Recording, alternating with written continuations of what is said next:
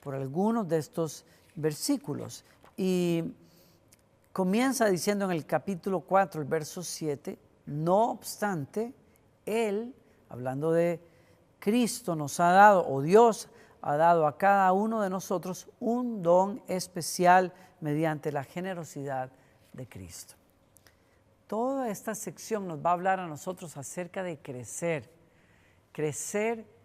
y madurar. Crecer es importantísimo, es una parte natural de todo ser vivo. Todos nosotros no solamente experimentamos crecimiento en las primeras etapas de nuestra vida, sino que también anhelamos ese crecimiento. Y aunque el crecimiento es inevitable para todos nosotros, la madurez, que no es lo mismo que el crecimiento, es fundamental e importantísima, especialmente para nosotros como seres humanos y como hijos de Dios. Y Pablo va a estar refiriéndose a lo importante que es crecer y madurar en el propósito del Señor. Bueno, cuando yo era adolescente o antes de entrar a la adolescencia, recuerdo notar los cambios que se daban en mis compañeros y compañeras en la escuela y también notaba yo cómo algunos de ellos avanzaban un poquito más en su crecimiento y yo no. Y bueno, no pudiendo contarme más la inquietud, pues en algún almuerzo me senté con mi mamá y mis hermanos y les comenté lo que yo observaba. Y la preocupación que mamá vio en mí, pues produjo que ella contestara de una manera salomónica. Claro, ella dijo, bueno, mijito, usted sabe que hay muchachos que crecen muy rápido, tienen como un estirón de esos tremendos, de pronto, algunos muy temprano, otros de pronto así se estiran y bueno, ahí siguen creciendo poquito a poco, otros nunca más ya se estiraron y no crecen más y otros van así, pues poquito a poquito. Y ella quiso decir, se quedó en silencio, quiso decir como que quizás yo estaba en esa categoría. Lo que mi mamá por misericordia no me dijo es que yo estaba en otra categoría, una categoría en donde uno se queda esperando el estironazo toda la vida, ¿no? Y bueno, llegué a la adolescencia y ahí me quedé, ¿no? Queremos los seres humanos crecer porque es natural, es importante para las personas crecer. Pero madurar es otra historia. Hay personas que logran crecer físicamente y pasar por las facetas distintas de crecimiento que el cuerpo requiere y que el cuerpo tiene la capacidad de desarrollar, pero nunca deciden madurar, porque madurar tiene que ver con otras cosas. Crecer tiene que ver con desarrollar el potencial del cuerpo para la fuerza, para trabajar, para reproducirse, etc. Pero la madurez tiene la característica que es aquella en la que dejas de ser alguien que es cuidado y depende de otras personas y comienzas a ser autosuficiente para tu subsistencia. Comienzas a tomar decisiones, te haces responsable de esas decisiones y de cómo esas decisiones afectan a los demás, por ejemplo. Es muy distinto. Y en ese sentido, Pablo nos invita a nosotros como cristianos a que no nos quedemos pegados, a que entendamos que Dios nos ha dado todo lo que necesitamos para nosotros crecer en el propósito del Señor.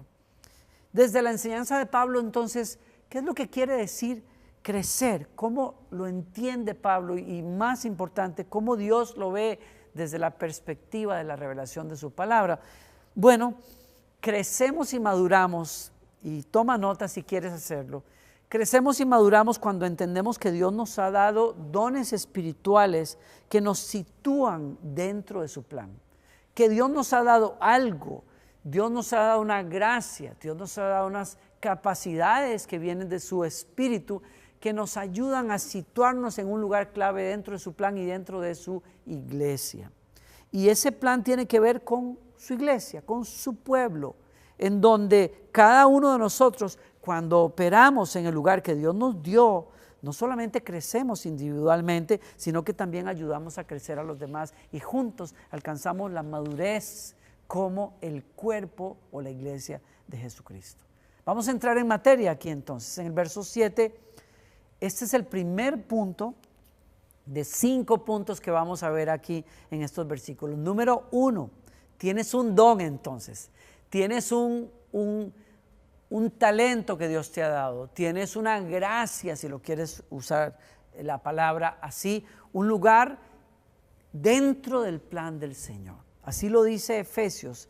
Él nos ha dado a cada uno de nosotros un don especial mediante la generosidad de Jesucristo. Tú y yo, para crecer espiritualmente, tenemos que aceptar que Dios a cada uno, como Él quiso, nos ha dado un don, nos ha dado una gracia.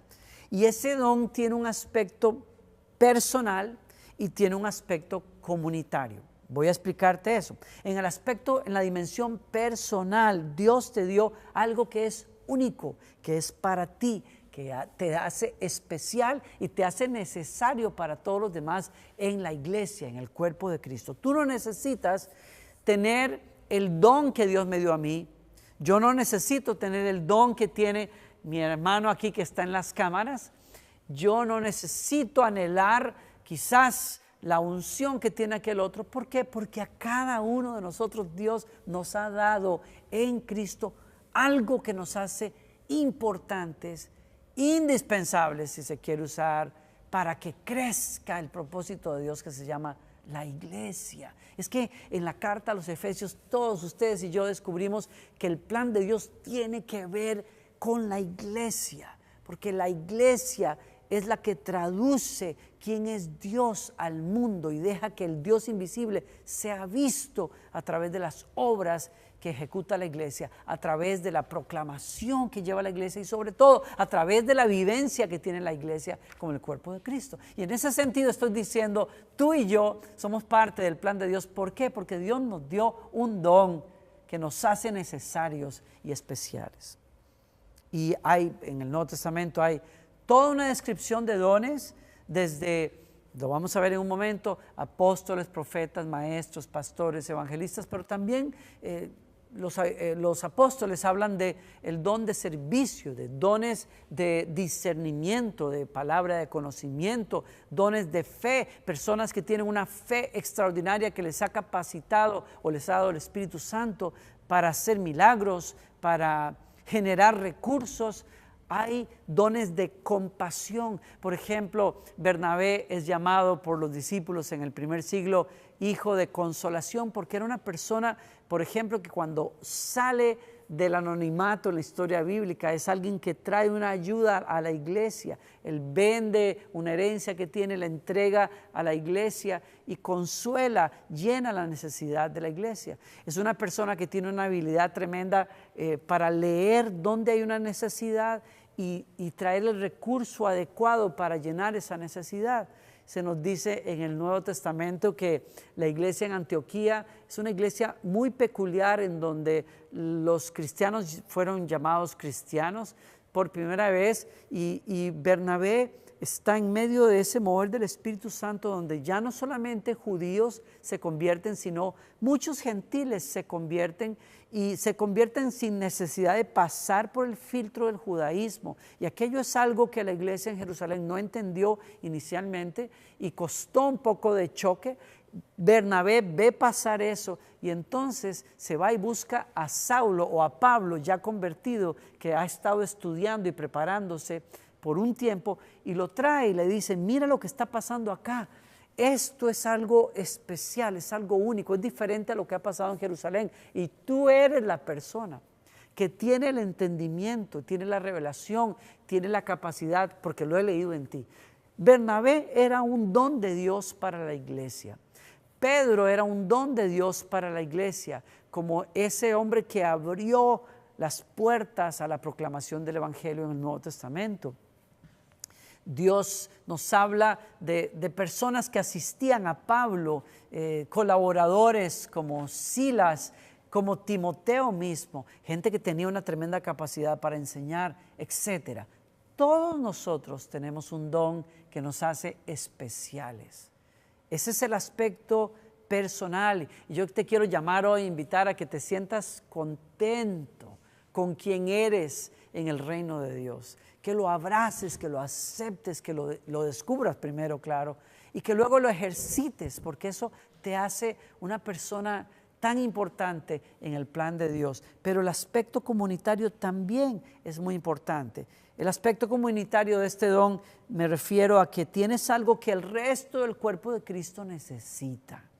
Dios te dio algo que el cuerpo, la iglesia necesita para crecer. Nosotros no estaríamos aquí llevando la palabra del Señor si no hubiese personas pues, que la estudian, personas que la pueden comunicar, personas que pueden transmitir esto, como mi amigo Uciel que está ahí atrás de cámaras, personas que están en el sonido, personas que se ocupan de las luces y que son felices trabajando en estos aspectos, pastores y amigos que hacen tantas cosas en una iglesia. Y es cierto, algunos de esos dones son más visibles que otros, pero ninguno es más importante que el otro.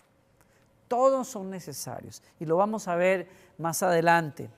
El segundo pensamiento que quiero que anotes es la fuente de tu don. Tú no solamente tienes un don que Cristo nos da a cada uno, sino que también debes de entender que ese don viene de Cristo y te es dado en la autoridad de aquel que venció todo y que nos entregó a su iglesia, a cada uno de nosotros, una participación en el poder del Espíritu Santo para llevar adelante su plan en el mundo. Y así lo dice el verso 8, dice, por eso las Escrituras dicen, cuando ascendió a las alturas, se llevó a una multitud de cautivos y dio dones a su pueblo. Fíjense que dice ascendió, sin duda eso significa que Cristo también descendió a este mundo interior. Es un pasaje un poquito extraño para algunos y que se presta para muchas interpretaciones, pero yo voy a ir a algo muy puntual acá. Es una referencia al Salmo 68:8. Y el Salmo 68:8, escrito por David, es una referencia también a esos hechos poderosos de Dios a favor de Israel, sacándolos de la esclavitud, de ser esclavos en Egipto, para que viniesen a la tierra prometida. Y David celebra en el Salmo 68 el momento en que él, siendo el rey ungido por Dios, años después de la salida de Egipto, entra con el arca del Señor al monte de Sión. Así se le llama a esa parte al norte de Jerusalén, donde antes habían estado los jebuseos. David los saca de allí y establece en la casa del Señor, la tienda del Señor y eventualmente el templo del Señor. Cuando David entra y él celebra las obras de Dios y dice, tú fuiste el que nos trajo a los que estábamos cautivos en la esclavitud de Egipto para celebrar tu victoria aquí, Señor, para celebrar tu gloria. Y este es el regalo que le has dado a Israel, tu presencia, tu defensa, tu cuidado con nosotros. Y esa referencia a David que está en el Salmo 68, el apóstol San Pablo la aplica a Jesucristo y nos dice a nosotros de alguna manera lo que él vio que pasó con David y con Israel. Jesucristo lo cumple en una dimensión mucho más amplia, porque cuando él resucita entre los muertos, él vence al enemigo y él nos da una esperanza de victoria a todos los creyentes, los creyentes de todas las edades, todos aquellos que habían muerto esperando un día ver al Mesías prometido, todos los que vivían en la época de Jesús y todos los que íbamos a vivir después, fuimos liberados del cautiverio en el que nos tenía el enemigo.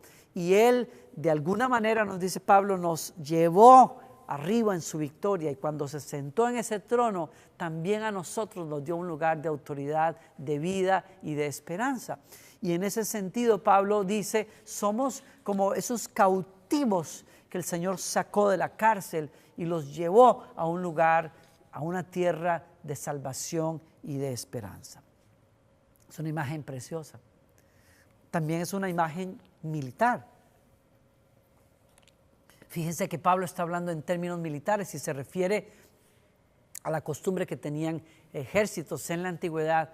Cuando un general ganaba una victoria tremenda fuera de su capital, la capital del Imperio Romano, por ejemplo, cuando él regresaba a Roma a presentar su victoria y a ser condecorado y reconocido, aplaudido, él entraba en una procesión por el centro de la ciudad y desfilaba con todo el botín, las riquezas que había conquistado en esas naciones. Y detrás de él vendrían todos esos prisioneros de guerra, todas esas poblaciones que ahora servirían al Imperio Romano, y también traería a todos aquellos soldados que habían caído rehenes, ahora recautivados, es decir, rescatados de las cárceles donde habían caído, las cárceles enemigas. Ahora soldados romanos eran recautivados por un general que iba a lucir las victorias de Roma. Qué tremenda imagen, es hermosa porque nos está diciendo a nosotros algo tan potente pasó en la resurrección, algo tan glorioso pasó en la ascensión al cielo, que se nos describe como ese capitán que trae los botines de guerra y que desfila con todos esos que él rescató de la miseria. Y en ese sentido Pablo dice, el día que Cristo asciende a los cielos y es sentado en gloria, él reparte dones al mundo, nos regala a la iglesia.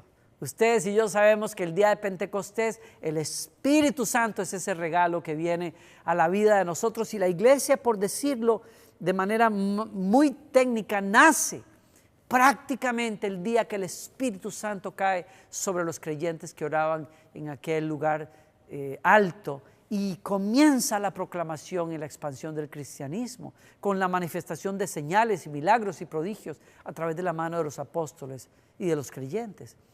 Ese es el día en que Pablo está mirando que se reparte el don del Espíritu Santo, y con él dones que capacitan a la iglesia para poder ser lo que Cristo quiere que seamos.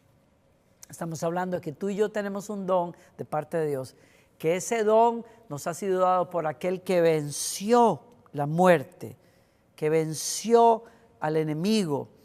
Dice el verso 10, el que descendió es el mismo que ascendió por encima de todos los cielos a fin de llenar toda la totalidad del universo con su presencia. Mi tercer pensamiento acá es en el verso 10, tu don es dado por aquel que tiene la autoridad final, y por lo tanto tú y yo tenemos que ejercerlo en esa autoridad. Cristo es el que después de haber estado sujetado a la muerte se levanta y en esa resurrección libera al universo entero de estar bajo la marca de la caída que desde el jardín de Edén tenía el universo, y ahora Él lo llena todo. Él tiene la palabra final. Él es como el sol cuando sale en su resurrección, y cuando se sienta en el trono es como ese sol en el clímax del mediodía. No hay nada en el mundo que se escape a la luz, al calor, a la vista del sol del mediodía. Nada en el universo se escapa, dice Pablo, a la autoridad, a la vida que viene de Jesús, porque el universo todo es lleno por Él ahora. Voy al cuarto pensamiento, vamos al verso 12 y 13. Tu don, tu lugar es para servir a los demás. Y es muy importante este balance, porque es cierto que Cristo nos da autoridad para hacer un don para la iglesia. Cristo nos da una gracia para poder ejercer un reflejo del Espíritu Santo en la iglesia, pero tenemos que entender que ese don es dado para servicio, no es para nosotros mismos.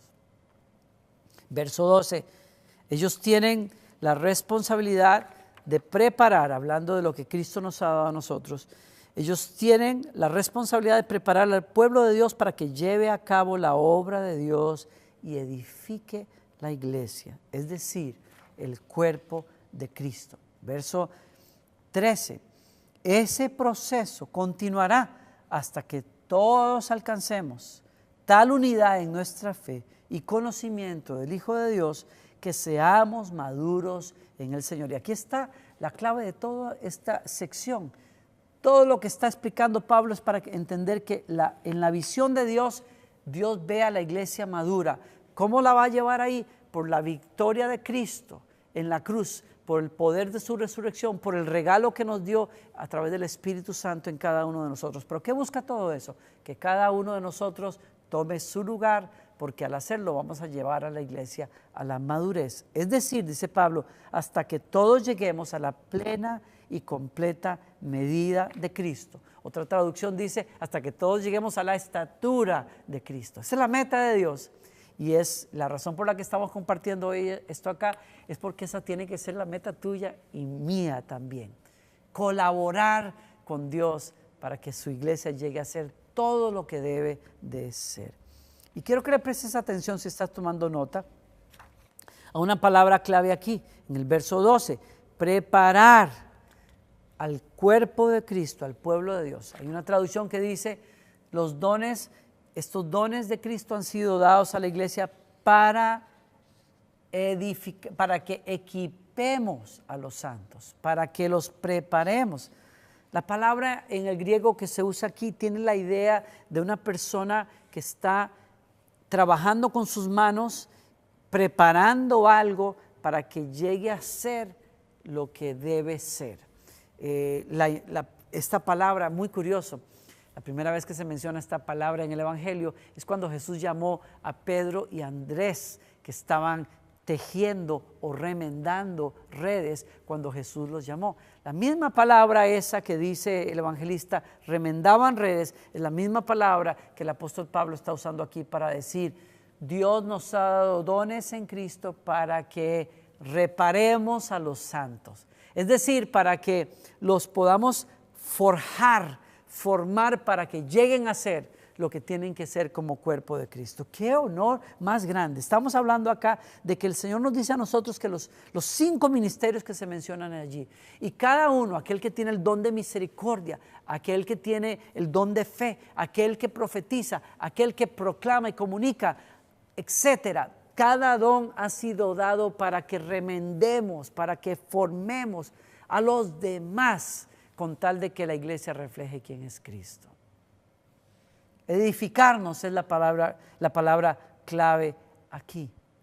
San Pedro dice en la primera carta de Pedro, capítulo 2, verso 5, lo pone con una imagen diferente. Somos una casa, somos un templo y cada uno de nosotros es una piedra viva.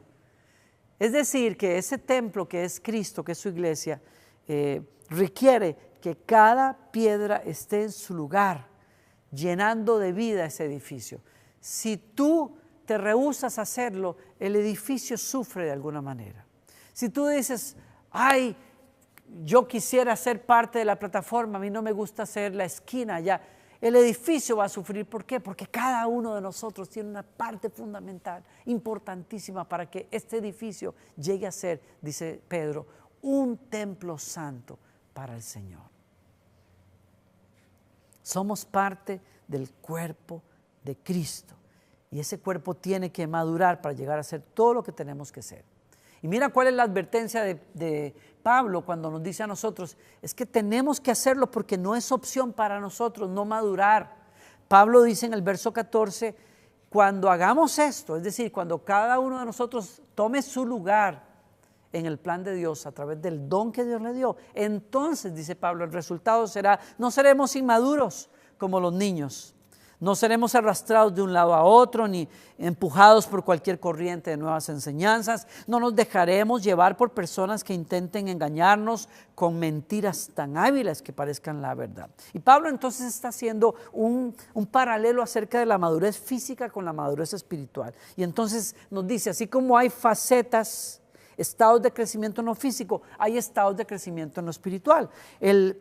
Por ejemplo, el estado de adulto es el estado ideal de desarrollo. Todos queremos estar ahí, ya lo dije. El de la niñez es necesario, por supuesto, porque tenemos que salir del vientre de una madre pequeños y crecer, desarrollarnos, pero no es el ideal. ¿Por qué? Porque si nos quedamos como niños no vamos a reflejar el propósito y el potencial con el que Dios nos hizo a nosotros. Lo mismo dice Pablo con la iglesia. La iglesia no se puede quedar tomando leche.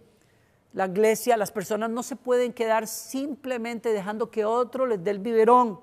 Cuando un creyente nace de nuevo, Pablo y Pedro lo dice en su carta, necesita la leche de la palabra del Señor, necesita los fundamentos de la fe, necesita entender lo que es el perdón de pecados, necesita entender lo que pasó en la cruz, necesita entender los fundamentos de la persona del Espíritu Santo, etc. Necesita que otro lo cuidemos, oremos por él, que otro lo animemos cuando está desanimado, que otro lo levantemos cuando decae. Pero Pablo dice, cuidado, no nos podemos quedar allí, porque Dios nos ha dado capacidades a todos para empujar a los demás, para llegar a la madurez. No podemos quedarnos siendo personas inestables. De eso está hablando Pablo. Pablo está hablando de que una iglesia, un creyente es inestable cuando se pasa toda la vida esperando que alguien le dé el tetero, en vez de aprender él mismo a tomar la palabra de Dios y comenzar a discernirla, a leerla, a aplicarla en su vida. Pablo nos está diciendo a nosotros que hay un fundamento que tiene que ser sólido, claro en la vida de nosotros. Pero no podemos ser esos creyentes que cada vez que sale una cosa que suena muy interesante y exótica, ya queremos ir a ver qué será lo que están diciendo por allá. Y donde viene a salir otra cosa por aquí, ay, ¿qué será ahora lo que están diciendo? ¿Cuál será la nueva revelación? Pablo dice, tenemos que ser estables.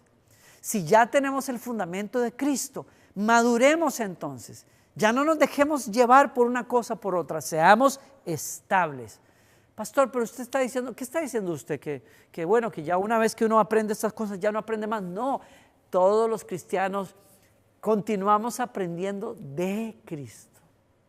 Cristo es tan rico, es tan profundo que jamás llegaremos a entenderlo todo, pero el fundamento es Cristo, está claro. El fundamento de los apóstoles y los profetas que lo hemos heredado nosotros está clarísimo. Está aquí. Entonces, Pablo nos dice, necesitamos madurar. Sabremos cuándo hemos madurado, cuando no somos personas que estamos simplemente yendo de un lado a otro, buscando opciones y revelaciones nuevas, porque el maduro está plenamente fundamentado en Cristo.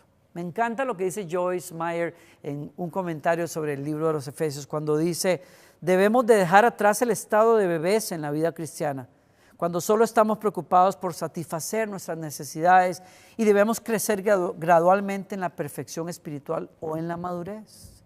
En ese lugar de madurez no estamos ocupados meramente en nuestras propias necesidades, sino que en cómo servir a Dios. Pablo le dice a los creyentes, en Corinto, en su carta a los corintios, que a ellos les faltaba madurez, por ejemplo. ¿Por qué? Porque vivían peleando, agarrándose el pelo y dividiéndose. 1 Corintios capítulo 3, versos 1 y 3. O sea que hay cosas que evidencian que una persona puede ser cristiana, pero sigue siendo un niño. Y si después de mucho tiempo sigue siendo un niño en la fe, es un fenómeno y es alguien que enferma. ¿Por qué? Porque Dios diseñó las cosas para que maduren, no para que se queden en sus primeros estados de desarrollo, ¿no? Por eso los versos 15 y 16 leemos, dicen, y cierra Pablo diciendo, crecemos en la medida que abrazamos la verdad. Miren el verso 15, en cambio, hablaremos la verdad en amor o con amor, y así creceremos en todo hasta parecernos más y más a Cristo. Aquí está la meta bien descrita. ¿Cómo sabemos que un cristiano, que la iglesia ha llegado a la madurez? Porque se parece a Cristo. En cada aspecto de su vida refleja la presencia de Cristo. A eso es a lo que vamos. Y en ese orden de ideas, Pablo está diciendo, si cada uno de nosotros aspira a no quedarse en la inmadurez, si cada uno de nosotros toma su lugar, deja de ser un niño y comienza a servir a los demás y a servir a Dios, vamos a llegar a crecer en todo sentido, hasta ser como Cristo, quien es la cabeza de su cuerpo, que es la iglesia. Él, Cristo, hace que todo el cuerpo encaje perfectamente y cada parte, al cumplir con su función específica, subraya eso, ayuda a que los demás se desarrollen y entonces todo el cuerpo crece y está sano y lleno de amor. Lleno de amor es la cualidad de cualidades para saber que una persona conoce a Dios y que está lleno de madurez en el Señor. Wow. ¿Qué está diciendo Pablo? Está diciéndonos que cuando nosotros abrazamos la verdad de Dios, la aplicamos en la vida diaria a nosotros, cuando nosotros la vivimos, la encarnamos, la aplicamos, la respiramos, la amamos, luego podemos ser instrumentos para demostrársela, no solamente hablarla, sino demostrarla a los demás.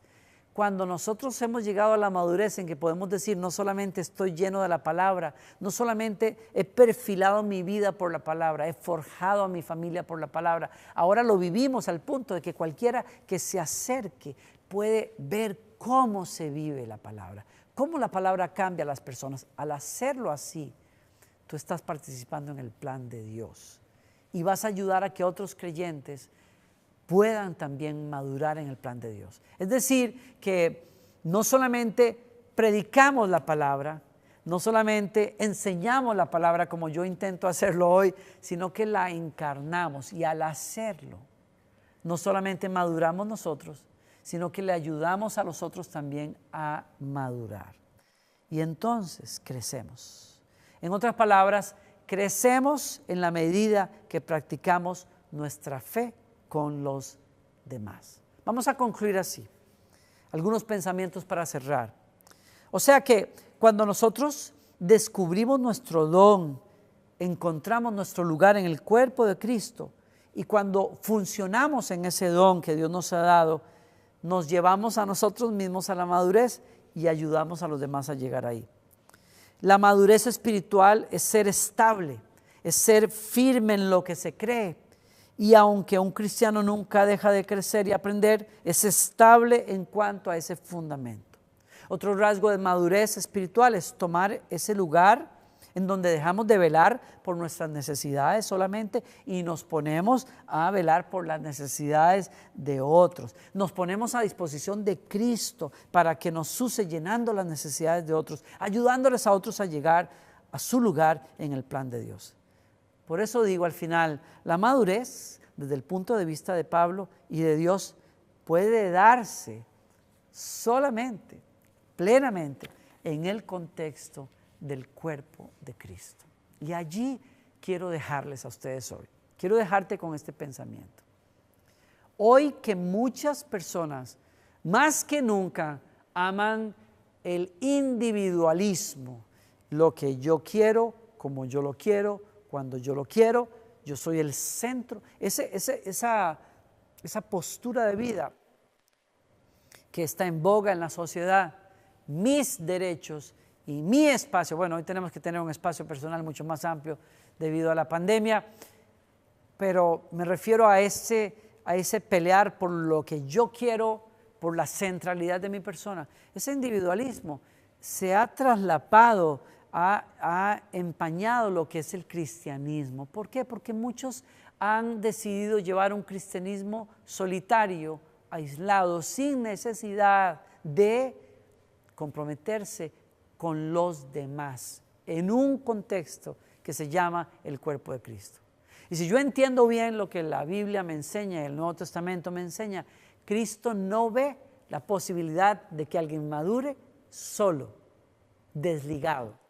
¿Por qué? Porque para madurar yo necesito no solamente encontrar qué es lo único, lo que me hace peculiar y único y especial, yo necesito darlo a otros, porque al dárselo les ayudo a crecer. Y yo necesito que esos otros me den lo que Cristo les ha dado a ellos, porque si no me lo dan, yo no puedo tampoco llegar a la madurez en Cristo Jesús. Es indispensable que seas parte de una familia espiritual. Es indispensable que pongas tu granito de arena. Es indispensable la dinámica de servir, de llorar, reír, servir con otras personas. Es indispensable que adores junto a otros. Es indispensable para que llegues a ser maduro. La interacción con los discípulos de Cristo en la vida diaria. Ese es mi llamado al final. Es mi ruego también. Hoy estamos dando este estudio a través del milagro de la tecnología.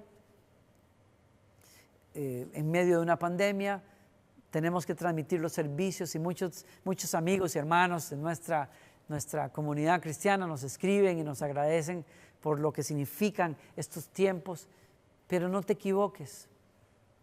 Nada puede hacerte crecer si disfrutas de esto aparte de la convivencia. Y yo oro por el día que sea pronto en que podemos reunirnos otra vez y abrazarnos también y compartir y orar juntos y cantar juntos y adorar e ir juntos a Houston y a las naciones para mostrar a través de nuestra vida lo que Cristo quiere decir cuando habla de una nueva humanidad que Él creó en Cristo Jesús. Pero eso no será posible crecer si no tomamos ese lugar como cuerpo, como familia. Y quiero rogarte a que consideres lo que te estoy diciendo. Para que tu familia crezca necesita que tú le des y tú necesitas de tu familia. Para que el reino de Dios se haga visible en el mundo, tú necesitas de otros hermanos y esos hermanos necesitan de ti. Yo no estaría aquí de no ser porque alguien me compartió el evangelio a los 9 años, una mujer con un tremendo llamado a evangelizar niños.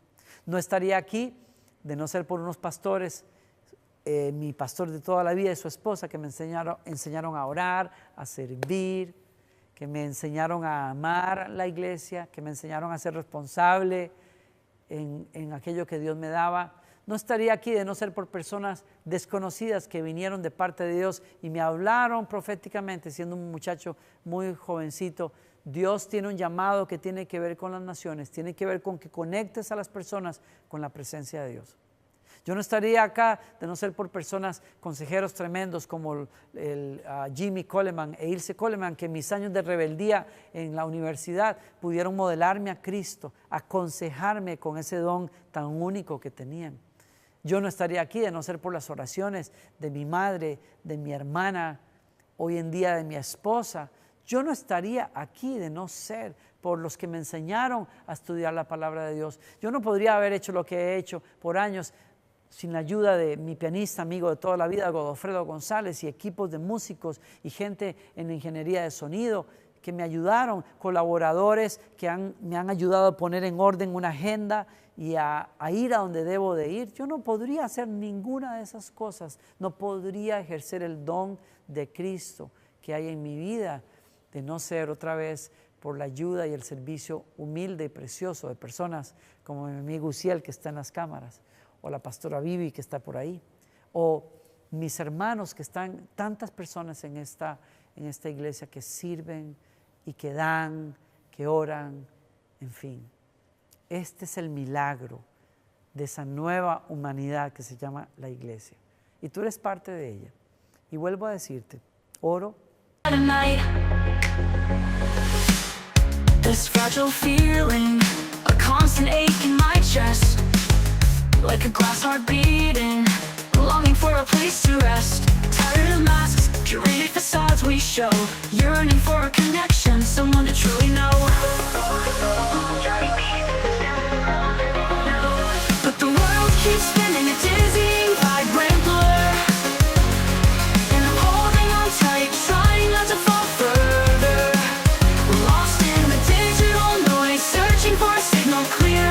Can anybody hear me? Is there any solace here? Swiping through the emptiness, a kaleidoscope of lies, empty promises and filtered skies. Is this what it means to be alive in this digital age? Trapped in the reflection of our own self-made cage. This fragile feeling, a constant ache in my chest, like a glass heart beating, longing for a place to rest. Tired of masks, curated facades we show, yearning for a connection, someone to truly know. But the world keeps spinning, a dizzying, vibrant